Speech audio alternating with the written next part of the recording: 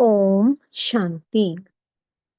आज 17 नवंबर 2024 के अव्यक्त महावाक्यों का चिंतन है। आज की मुरली का शीर्षक है रिटर्न शब्द की स्मृति से समान बनो। रिटर्न अर्थात बाबा ने जो हमें इतना स्नेह दिया, जो इतना पालना दी, इतनी प्राप्तियां कराई, उसका रिटर्न करना है। और रिटर्न कैसे करना है? बाप समान बनना है, कदम पर कदम रखकर चलना है। आज हमारे मीठे बाप दादाजी अपने बच्चों के तीनों तख्त को देखकर बड़े खुश हो रहे हैं। कौन कौन से तख्त? परमात्म दिल तख्त, भ्रुकुटी का तख्त और विश्व राज्य का तख्त।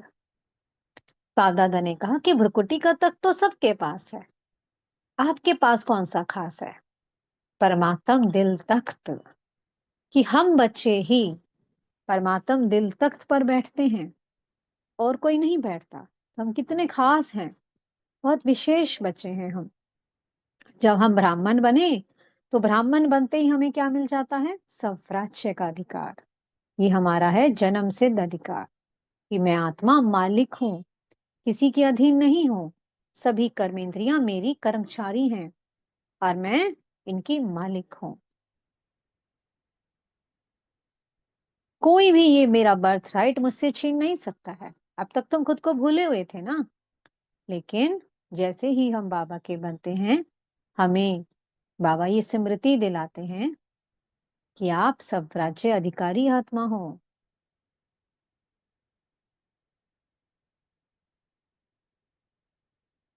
जैसे शरीर में होता है ना, शरीर में जो दिल होता है वो बहुत विशेष पार्ट होता है। दिल की बड़ी सुनते हैं हम कि मेरे दिल से आवाज आती है। तो बाबा ने कहा कि अगर दिल रुक गई तो जीवन खत्म। तो बाबा ने कहा कि जो बच्चे परमात्म दिल तख्त पर बैठते हैं, उनका कितना महत्व है हमारी स्पिरिचुअल लाइफ में। कि हम परमात्मा दिल तख्त पर बैठते हैं, ये हमारी बहुत विशेष रूहानी प्राप्ति है। और इसी प्राप्ति का गायन भक्त आत्माएं माला हमारा पूजन कर रही हैं, माला को सिमरते हैं सब। देखते हैं ना, हम आत्माएं कोटों में कोई, कोई में भी कोई विशेष आत्माएं हैं कि परमात्म दिल तख्त पर बैठती हैं। फिर बाबा ने कहा, पूछा फिर बच्चों से, क्या परमात्म दिल तख्त पर सदा बैठे रहते हो या कभी कभी देह रूपी मिट्टी में भी आ जाते हो? 63 जन्मों से आदत है ना आप सबको देह रूपी मिट्टी में पांव रखने की। एक और है अतीन्द्रिय सुख के झूले, परमात्म दिल का तख्त। और एक और है देहभान रूपी मिट्टी। तो उतरते तो नहीं हो ना? तो बाप दादा ने पूछा, उतरते तो नहीं हो? एक है, फिर बाबा ने बताया कंपैरिजन, देहभान की मिट्टी। और एक और है देह अभिमान की बहुत गहरी मिट्टी, जिसमें एक बार फंस गए तो निकलना बड़ा मुश्किल होता है, जैसे कि दलदल में फंस गए हो। तो इसलिए बाबा ने कहा कि सदा दिल तख्त पर रहना है। जो जितना अधिक समय दिल तख्त पर रहेगा, वही विश्व राज्य तख्त पर उतना समय रहता है। सूर्य वंश राजधानी में, रॉयल फैमिली में रहता है वो। फिर बाप दादा ने पूछा कि जब से आप ब्राह्मण बने हो, चाहे किसी को 2 वर्ष हुए हैं, चाहे किसी को 10 वर्ष, 20 वर्ष, 50 वर्ष, तब से लेकर अब तक परमात्म दिल तख्त नशीन रहे, सदा रहे, या कभी उतरे और कभी चढ़े? बाप दादा पूछ रहे थे। सदा परमात्म दिल तख्त नशीन रहे हो या कभी उतरे कभी चढ़े? कोई मन पर बोझ तो नहीं? स्थूल सेवाओं का, रूहानी सेवाओं का, संबंध संपर्क का। अगर किसी के मन पे कोई बोझ होता है ना, तो वो चेहरे पे स्पष्ट दिखाई देता है। हमारी चलन से पता चल जाता है कि इसके ऊपर कोई बोझ है। और बोझ कब होता है? जब हम बेफिक्र नहीं होते। बाबा ने कहा क्या बनकर रहना? बेफिक्र बादशाह। इसका मतलब ये नहीं कि अलबेले हो जाओ, इसमें बाबा ने कंपैरिजन बताया। एक तो अलबेला होगा, वो कहेगा हाँ मैं तो बेफिक्र बादशाह हूँ, ठीक है, सब चलता है, सब हो जाता है। और दूसरा कौन होगा? तीव्र पुरुषार्थी, जो बड़े दृढ़ निश्चय से कहेगा कि हिम्मत का एक कदम मेरा और मदद बाबा की। मैं बेफिक्र हूँ, हमेशा बाबा की मदद मेरे साथ रहती है। तो हमेशा वो हिम्मत का एक कदम उठाएगा, और मदद तो बाप की हमेशा साथ है अपने बच्चों के। तो इसलिए बेफिक्र बादशाह बनकर रहेंगे। फिर आज बाप दादा ने एक और बात बताई कि माया है ना, बच्चों के दो रूप से बड़े पेपर लेती है। कैसे? एक तो वेस्ट संकल्प, व्यर्थ संकल्प, और दूसरा कि मैं ही राइट हूं, मैं जो कह रहा हूँ, जो मैं कर रहा हूँ, बस मेरी ही बात सुननी चाहिए, मैं ही ठीक कह रहा हूँ।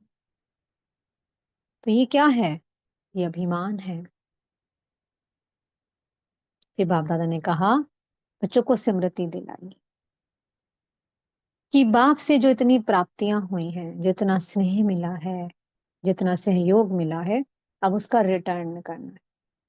कैसे हम लौटाएं बाबा को, कुछ क्या दें हम बाबा को, जिससे बाबा ने जो हमें इतनी प्राप्तियां कराई हैं, इतना हमें अनुभूतियां हो रही हैं, उसका हम बाबा को कुछ रिटर्न करें।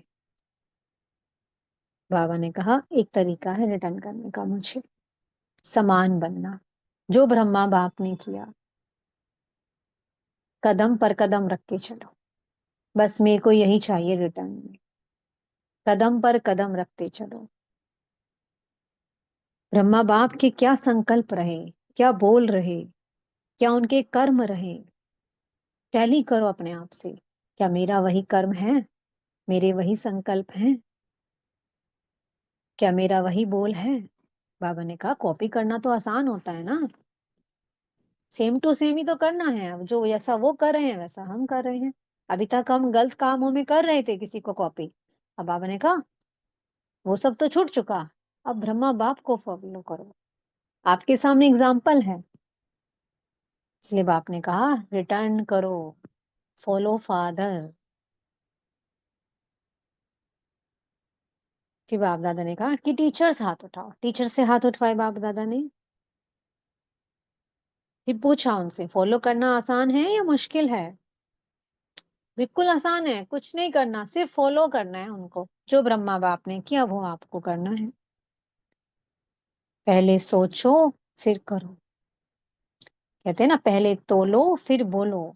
कभी भी बोलने से पहले सोच लेना चाहिए कि इसका क्या क्या प्रभाव होने वाला है। मेरी इस बोल से किसी आत्मा को कोई दुख तो नहीं होने वाला, किसी का मन पे बोझ तो नहीं होने वाला। तो इसलिए बाबा ने कहा कि अब जो मुरली है नवंबर की लास्ट की है, 30 नवंबर का रिवाइज कोर्स है। तो बाप दादा ने कहा टीचर से कि इस वर्ष के इस लास्ट मंथ में अब क्या होगा, पुराना तो वर्ष चला जाएगा, क्योंकि 30 नवंबर की है तो अब दिसंबर और फिर जनवरी में नया वर्ष आ जाएगा। तो बाबा ने कहा कि क्या तैयारी करनी है, बताओ। ब्रह्मा बाप के कदम पर कदम रखना है।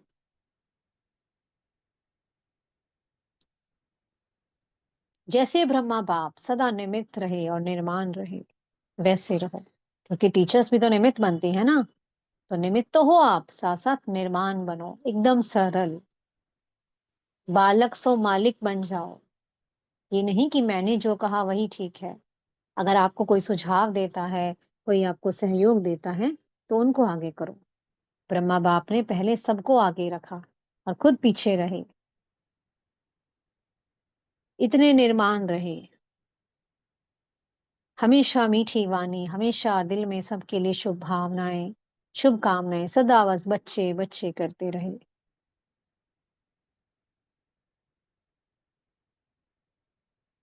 अब ब्रह्मा बाप के लास्ट के 3 शब्द बाबा याद दिला रहे हैं कि ब्रह्मा बाप के लास्ट 3 शब्द कौन से हैं। बाबा ने पूछा याद है आपको? निराकारी, निरअहंकारी, वही फिर निर्विकारी। जो निराकारी स्टेज पर रहेगा, जो निरअहंकारी बनेगा, मतलब कि बहुत निर्माण था, बहुत सरल, फिर वो निर्विकारी बन जाता है। तो इसलिए फॉलो फादर। ये बाप दादा ने डबल फॉरेनर से कहा उठो। डबल फॉरेनर्स विश्व के एक एक कोने में बाप का परिचय देने के निमित्त बने हैं। इसलिए बाप दादा ने इनको क्या टाइटल दिया? विश्व कल्याणकारी। सफलता के सितारे कहा बाबा ने कि डबल विदेशी हैं सफलता के सितारे। और कुमारों से बात की कि कुमारों के लिए गवर्नमेंट कहती है कि कुमार है ना, झगड़ा बड़ा करते हैं।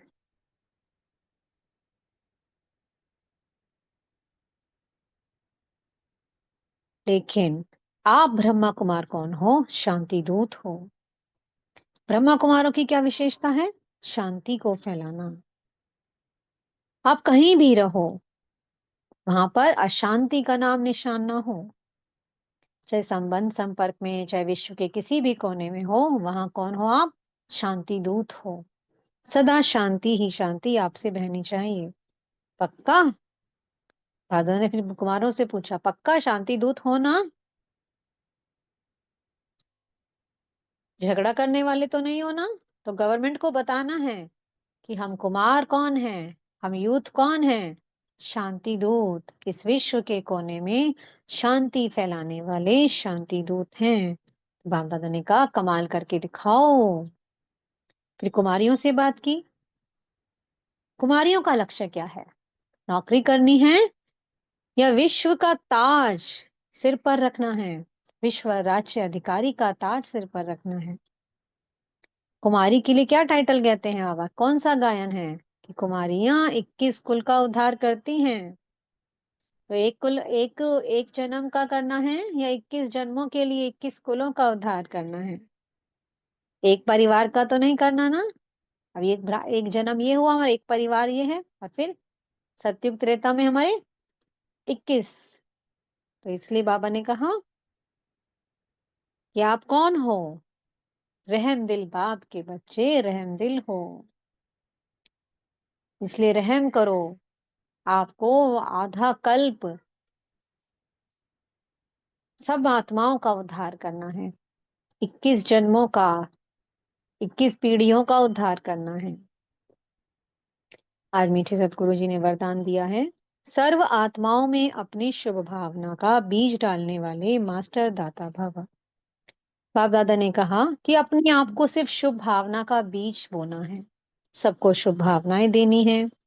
आपको चाहे कोई ओपोजिशन करता है, चाहे आपको कोई इंसल्ट करता है, आपको चाहे कोई गाली देता है, लेकिन ये सब क्या है? ये जो गालियां मिल रही हैं, हम कोई हमें अवॉइड कर रहा है, कोई हमें इंसल्ट कर रहा है, ये खाद का काम करेंगी। जो हम बीज बो रहे हैं शुभ भावना का, वो खाद का काम करेंगी ये गालियां। फिर वही जो आज गालियां दे रहे हैं, वही हमारा गुणगान करेंगे। तो इसलिए हर आत्मा को, हर संकल्प के द्वारा, अपनी वाइब्रेशंस के द्वारा, अपनी वाणी के द्वारा सबको बस शुभ भावनाएं देते जाओ, देते जाओ। आप रहम दिल बाप के रहम दिल बच्चे हो। स्लोगन है, सदा प्रेम सुख शांति और आनंद के सागर में समाये हुए ही बच्चे सच्चे तपस्वी हैं। सच्ची सच्ची तपस्या क्या है? उस एक में समा जाओ, उस एक के बन जाओ। सदा उसके दिल तख्त पर बैठे रहो और अतीन्द्रिय सुख के झूले में झूलते रहो। मौज ही हमारा जीवन है, और ये मौज ही हमारा तपस्वी रूप है। बस उस एक पर भरोसा, उस एक के लिए समर्पण। इसके लिए क्या गायन है? एक बल, एक भरोसा, वही सच्चे तपस्वी हैं। ओम शांति। बहुत बहुत शुक्रिया प्यारे प्यारे हमारे मीठे मीठे बाप दादा जी का। ओम शांति।